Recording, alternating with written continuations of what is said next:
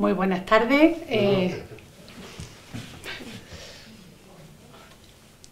Muy buenas tardes. Soy Gracia Maroto, profesora de la Escuela Andaluza de Salud Pública. Trabajo en temas sobre todo de salud sexual y reproductiva. Y hoy tenemos la oportunidad de charlar un rato de un derecho de salud sexual y reproductiva fundamental, como es la libre expresión de género, ¿no? Tenemos la oportunidad de dialogar un rato sobre la necesidad de promocionar el respeto a la diversidad de expresiones e identidades de género y en qué contexto podemos hacer esta promoción, ¿no? Bueno, la diversidad de identidades y expresiones de género es simplemente connatural a la especie humana. Y bueno, en la medida en que se ha ido desarrollando las sociedades, pues se ha ido acentuando el encasillamiento binario de género, es decir, se han ido asignando a las personas al género masculino, género femenino, en función del sexo biológico al nacer, ¿no? Y bueno, esto ha tenido variaciones a lo largo de la historia y de unas culturas a otras, ¿no? Y bueno, ¿cuál es la situación actual sobre el tema de la diversidad de expresión e identidad de género? Pues afortunadamente ha crecido fuertemente el activismo social en la defensa de los derechos a la libre expresión de género. Y bueno, esta fuerte reivindicación de derechos sociales y sanitarios por parte de las personas con diversas en el género, pues está teniendo respuesta a nivel institucional, pues, bueno, a nivel de organismos internacionales y también en las políticas, ¿no? En concreto, en Andalucía, en el año 2014 se aprobó la ley para la no discriminación por motivos de identidad de género y reconocimiento de los derechos de las personas transexuales en Andalucía. Esta es una ley importante de aplicación tanto en el ámbito administrativo, en educación y en salud. Y bueno, en esta ley pone encima de la mesa todo un marco de trabajo nuevo y en este marco de trabajo llevamos trabajando un tiempo desde la Escuela Andaluza de Salud Pública. Bueno, desde hace ya años incorporamos en muchas actividades formativas pues la temática de la diversidad de orientaciones sexuales, identidades de género. También hemos realizado diferentes trabajos en el ámbito de la consultoría y bueno, actualmente estamos desarrollando un proyecto de investigación donde pretendemos explorar las opiniones y las necesidades sanitarias de las personas trans y de sus familias. Y también vamos a explorar las necesidades y las opiniones de los profesionales sanitarios que se dedican a la atención transespecífica. Bueno, y en todas estas actividades está implicado directamente mi compañero Ahmed Sus, sociólogo. Es una persona con amplia experiencia, tanto teórica y desde el activismo social en el tema de la diversidad de expresiones e identidades de género. Recientemente he leído su tesis sobre esto y bueno, forma parte de grupos de trabajo internacionales por la despatologización de las identidades trans. Y bueno, nadie mejor que él creo que nos puede describir qué es esto de la despatologización de las identidades trans y qué pretende este enfoque, ¿no? Gracias. Sí, de alguna forma la perspectiva de despatologización ha supuesto un cambio de paradigma, se puede decir, desde una conceptualización de la transexualidad como trastorno mental, tal como está aún hoy en día clasificado en los manuales diagnósticos, hacia su reconocimiento como derechos humanos y como expresión de diversidad, como ya has comentado, ¿no? Y de alguna forma, bueno, ya a partir de finales de los años 80, desde ámbitos activistas y teórica activista, se ha expresado una crítica al modelo biomédico de la transexualidad y a su clasificación como trastorno mental, ¿no? Por parte de activistas, por personas trans que estaban en el ámbito académico, etc. Pero ha sido en los últimos años cuando ha surgido un activismo internacional por la despatologización trans. Y eso tiene una razón histórica, que es que en los últimos años ha coincidido el proceso de revisión periódica de dos manuales diagnósticos importantes, el DSM, el Manual de Trastornos Mentales de la Asociación Norteamericana de Psiquiatría, y de la CIE, de la Clasificación Internacional de Enfermedades y otros problemas de salud de la Organización Mundial de la Salud. Y además, la revisión de un tercer documento, que son unos estándares de cuidado para la atención sanitaria transespecífica, publicado por una asociación en su origen norteamericana, pero ahora internacional, por la salud trans, que se llama WPATH. De alguna forma, el momento de esa revisión periódica dio oportunidad para expresar las demandas del activismo, ¿no? Y desde 2007 a nivel europeo y desde el 2009 a nivel internacional, pues se está celebrando cada año en octubre el Día Internacional por la Despatologización Trans. Se creó una campaña internacional que se llama STP, Campaña Internacional Stop Trans Pathologization, que convoca grupos activistas en todo el mundo para hacer actividades por la despatologización trans. En octubre de 2015 participaron y se hicieron más de 100 acciones en 45 ciudades de diferentes continentes. ¿Cuáles son las demandas principales de ese activismo? Pues por un lado, retirar la clasificación diagnóstica de la transexualidad como trastorno mental de los manuales diagnósticos. Después, garantizar el acceso a una atención sanitaria transespecífica públicamente cubierta para aquellas personas trans que quieren emprender un proceso de modificación corporal, tanto de tratamientos hormonales como quirúrgicos. Otro aspecto importante ha sido cambiar el modelo de atención sanitaria transespecífica, desde el actual modelo de evaluación para acceder a los tratamientos hormonales o las cirugías, hacia un modelo basado en el consentimiento informado, el asesoramiento, la información y la autodeterminación de la persona. Otro tema importante, la lucha contra la transfobia, la discriminación de las personas trans. Y en los últimos años se han conseguido avances en materia de la demanda de un reconocimiento legal del género sin requisitos médicos. No olvidemos, en muchos países, y especialmente en muchos países del contexto europeo, las leyes de identidad de género siguen exigiendo el diagnóstico, la esterilización, la cirugía genital o, por ejemplo, el divorcio, ¿no? Entonces, pues, una demanda de leyes sin ninguno de esos requisitos. Y finalmente, es un tema que también ha adquirido más importancia últimamente, la despatologización de la diversidad de género en la infancia. Como ya ha comentado Gracia, en los últimos años se han conseguido apoyos importantes, tanto por parte de instituciones internacionales como de los organismos europeos, por parte de gobiernos. Por ejemplo, el gobierno de Andalucía, el Parlamento de Andalucía publicó una declaración en 2010 en apoyo a la despatologización. Se han logrado algunos cambios a nivel de las clasificaciones diagnósticas, aunque en el DSM sigue clasificado como trastorno mental, aunque con otro nombre. En la CIE ahora hay la posibilidad de que se quite como trastorno mental y se incluya como un proceso de salud en un capítulo nuevo, pero la CIE 11 todavía no está aprobado, con lo cual ese cambio todavía está en marcha.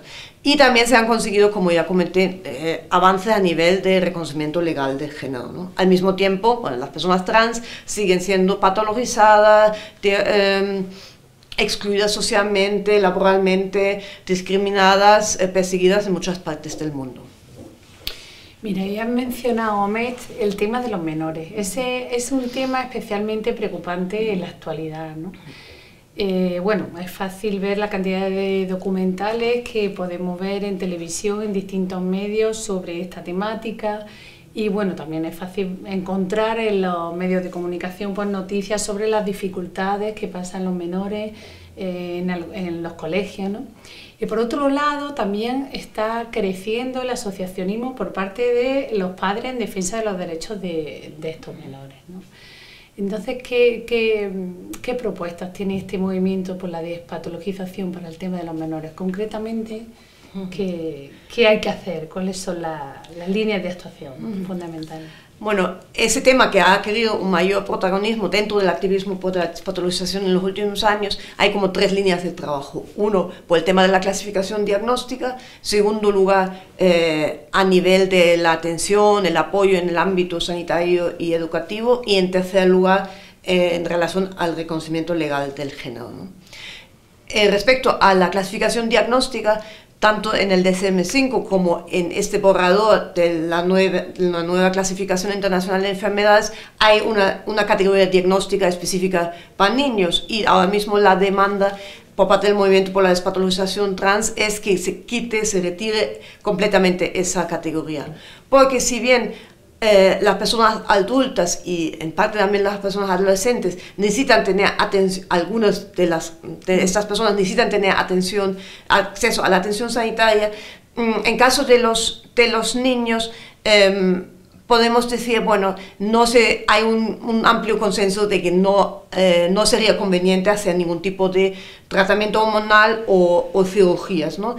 Hablo de niños preadolescentes, ¿no? Y podemos decir, bueno, los niños diversos en el género necesitan algún tipo de atención sanitaria. Bueno, podemos decir, en realidad, en un entorno de apoyo, esos niños, niñas o niñas, pues en realidad no necesariamente necesitan ningún apoyo. Puede ser que necesiten algún tipo de apoyo psicológico por situaciones de discriminación, de falta de entendimiento. Puede ser también que ese apoyo psicológico lo necesiten los padres y madres o otras personas del entorno social cercano, ¿no? Pero podemos decir que por esa razón no hace falta una categoría diagnóstica específica que puede llevar a una mayor discriminación de los niños, y que de alguna forma no hace falta como esa medicalización o esa vigilancia de la expresión de género en la infancia, ¿no? Eso sería el primer punto, ¿no? La demanda clara, que se retire esa categoría diagnóstica. Después, a nivel del apoyo en el ámbito sanitario y educativo, bueno, digamos, partiendo de esa idea que no hace falta quizás una atención sanitaria, en caso de que se requiera algún tipo de apoyo psicológico, bueno, desde luego que sea un apoyo afirmativo, de esa necesidad, ese deseo del niño a expresarse libremente respecto a su expresión o identidad de género.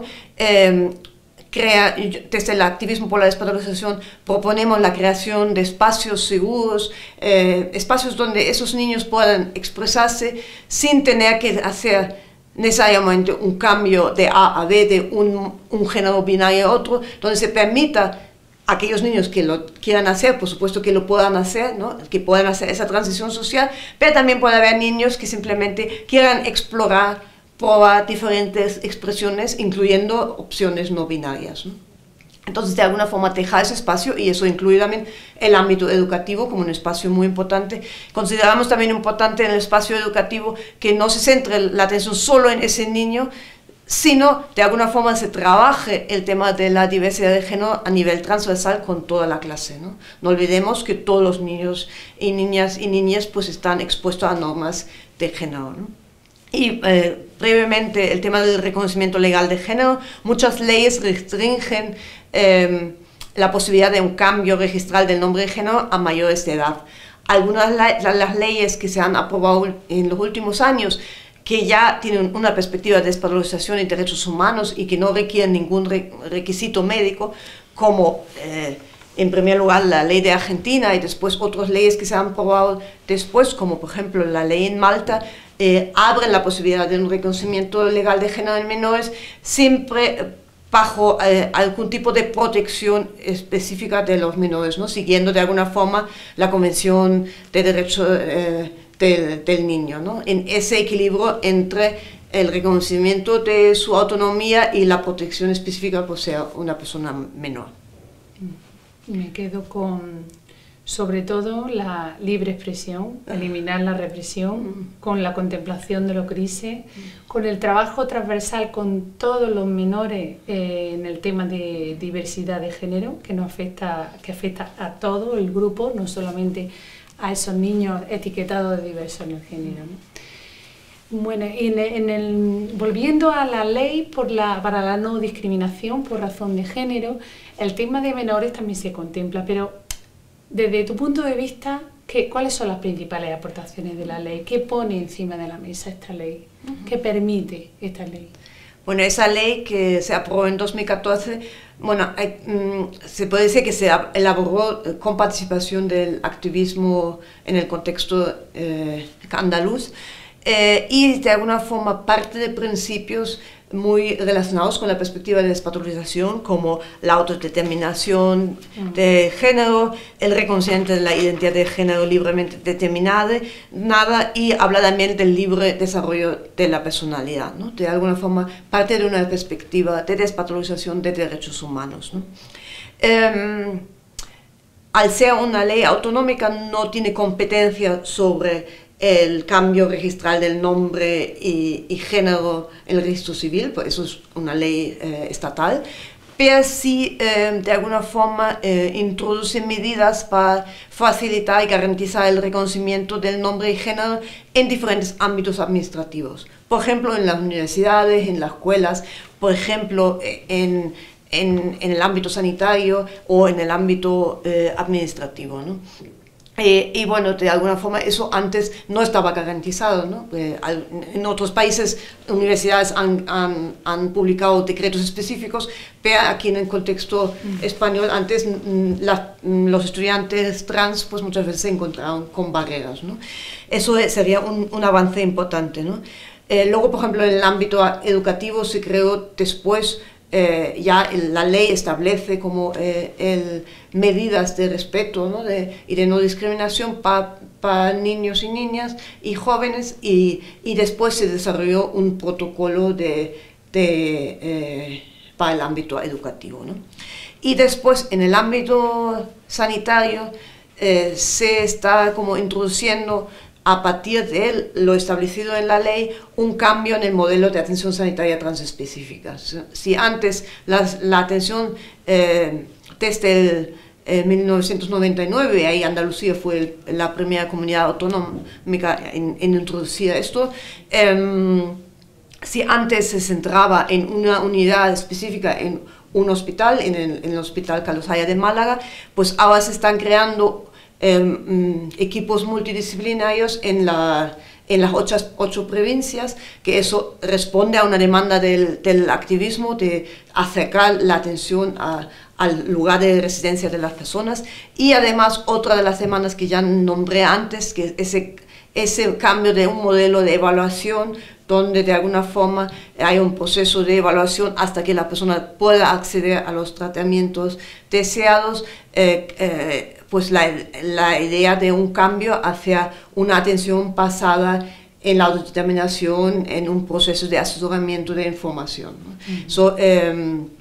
De alguna forma también sería una respuesta o una demanda importante del movimiento por la despatologización trans, ¿no?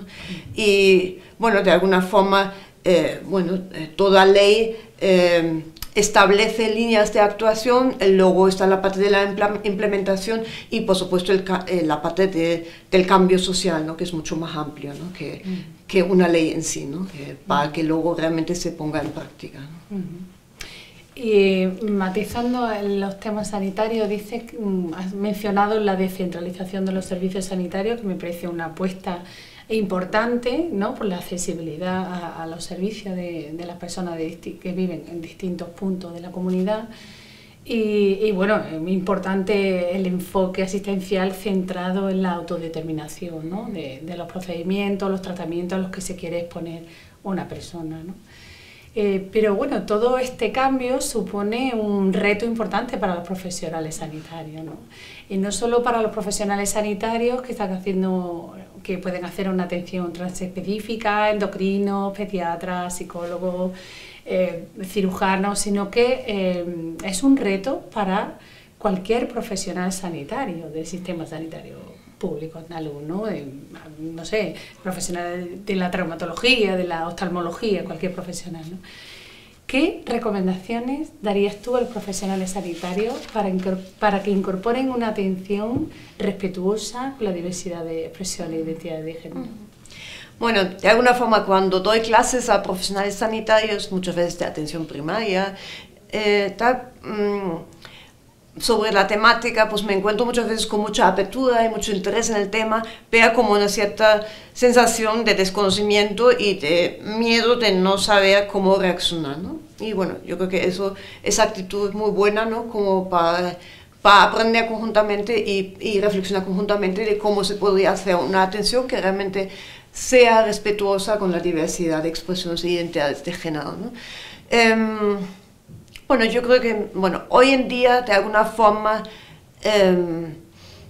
las comunidades trans son muy diversas, ¿no? Y quizás, las expresiones e identidades de género siempre han sido muy diversas, ¿no? En diferentes momentos históricos, en diferentes culturas, ¿no?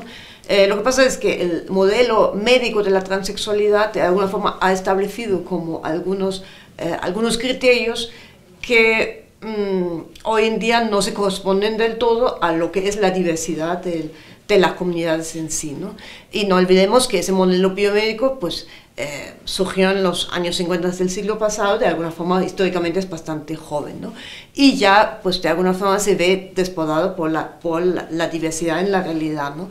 Entonces, de alguna forma creo que es muy importante para los profesionales como de antemano no presuponer nada, ¿no? No presuponer que la persona trans con la que se van a encontrar en la consulta sea de una forma u otra, tenga una orientación sexual determinada, tenga una trayectoria de su expresión e identidad de género determinada, porque hay una amplia variedad y además una amplia variedad también respecto a las necesidades sanitarias, ¿no? Hay personas trans que desean empezar un tratamiento hormonal, otros que desean hormonarse y luego operarse, otros que solo están pensando en la operación, otras personas que no quieren hacer ningún tipo de modificación corporal, pero sí buscan algún tipo de apoyo en el sistema sanitario, un apoyo psicológico, una información, por ejemplo, sobre su salud sexual y reproductiva, sobre los efectos del tratamiento hormonal, etc., ¿no?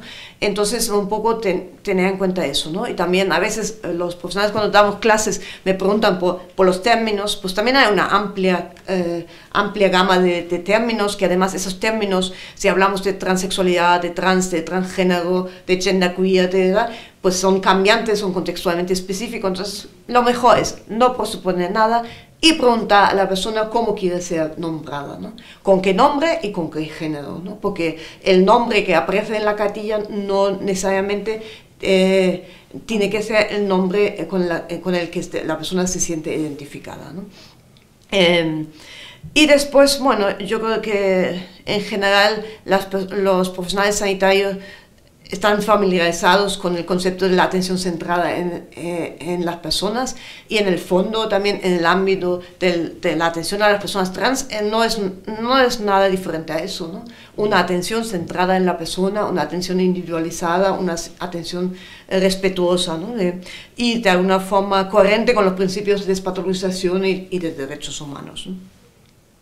Luego, un punto muy importante me parece facilitar a la persona el contacto con asociaciones, con colectivos, con otras personas trans, porque de alguna forma, nuestra sociedad es muy medicalizada, ¿no? Muchas veces el contacto con el sistema sanitario es como el primer recurso que tiene la persona a mano, pero no tiene que ser el único, ¿no? Y puede ser muy importante tener ese contacto con otras personas trans para poder de alguna forma explorar diferentes formas, vivencias, trayectorias, para darse cuenta de que hay múltiples maneras de ser trans que pueden pasar por la atención sanitaria, pero no necesariamente. Y finalmente, como recomendación para los profesionales sanitarios, pues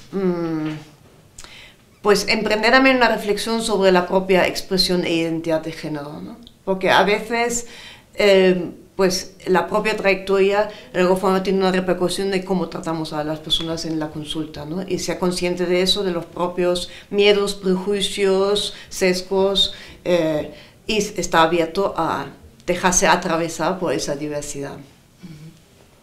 Bueno, queda un largo camino, queda mucho trabajo por delante, Pero yo quisiera acabar este diálogo con un mensaje positivo, y es que bueno, se están aunando muchas fuerzas políticas, de asociacionismo, cada vez más padres defendiendo a sus hijos menores. En fin, hay toda una serie de fuerzas que pueden estar apoyando el camino del respeto a la diversidad de expresiones e identidades de género, a lograr ese respeto y ese entendimiento social. Y bueno, yo me quiero quedar con un mensaje optimista, ¿no? No sé, tú cómo... Sí, y yo creo que muchas veces se conceptualiza el tema de la transexualidad como si fuese un problema a abordar y tal. Y ahí el activismo por la despatologización trans propone un cambio, ¿no? Y hablemos de la aportación que significa la diversidad de expresiones e identidades de género para nuestra sociedad, a nivel de un cuestionamiento de ese binarismo que no solo sufren las personas trans, sino todas las personas en nuestra sociedad, a nivel de aportación de otras vivencias. Y de alguna forma, bueno, el mensaje para toda la sociedad sería como abrir espacios de celebración, ¿no?, de esa diversidad. Bueno, muy bien, pues continuará.